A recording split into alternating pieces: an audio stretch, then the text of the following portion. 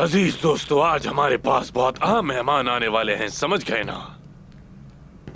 बिलीचेक में बावर्चियों ने तैयारियां शुरू कर दी हैं। वो आज रात हमें एक जबरदस्त दावत देने वाले हैं। कौन सी दावत? कौन सा मेहमान निकोला? तुमने मुझे अभी तक जवाब नहीं दिया। आखिर हम इस किले में क्यों हैं? क्या रुकातुस के बारे में जो मैंने सुना वो सच है? रुकातुस अपनी गद्दारी की कीमत चुका रहा है, बस इतना ही।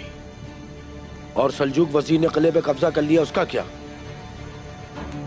आखिर तुमने अपने वजीर से क्यों नहीं पूछा? क्या तुम बताना नहीं चाहते?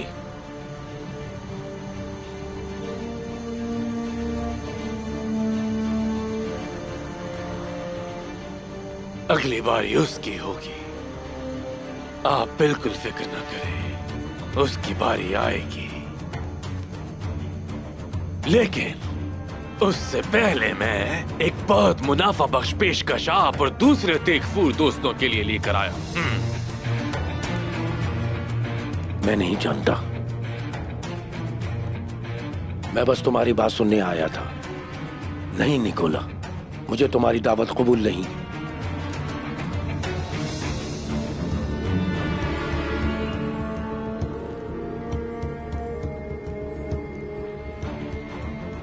अजीज दोस्त, बात यह है कि